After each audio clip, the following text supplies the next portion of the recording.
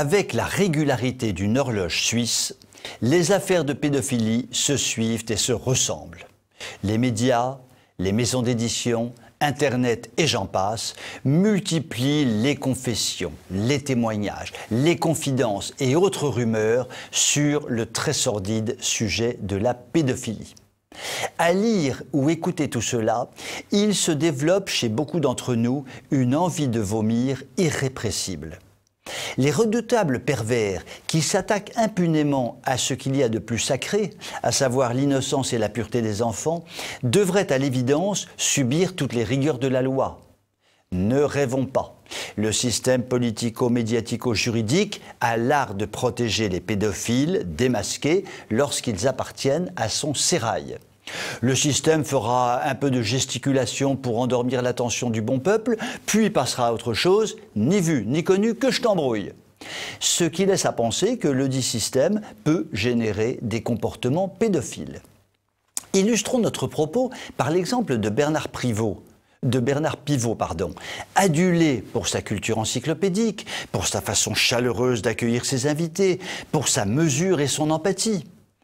Pivot trouvait normal d'accueillir sur son plateau des personnages plus ou moins sulfureux et de plaisanter avec eux sur leurs déviances plus ou moins sordides.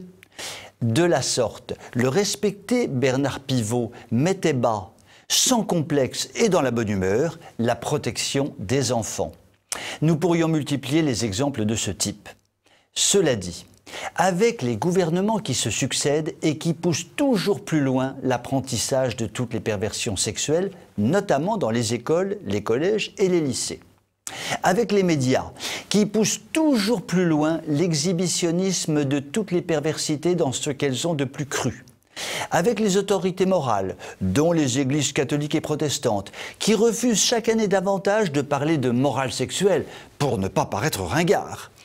Avec les outils de communication comme le portable, qui sont de formidables machines à pervertir la jeunesse.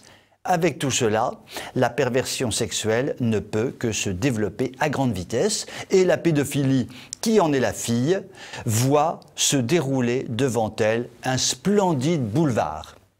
Soyons-en sûrs, la sinistre affaire Matzneff est sûrement très représentative d'un grand nombre d'affaires de pédophilie éclaboussant le monde politique et médiatique. Désolé pour le pape François et pour sa miséricorde illimitée pour tous, nombreuses sont les personnes qui n'ont aucune envie d'afficher de la miséricorde pour tous ceux qui souillent ainsi la jeunesse. Vous pouvez m'écrire si vous le voulez. À très bientôt.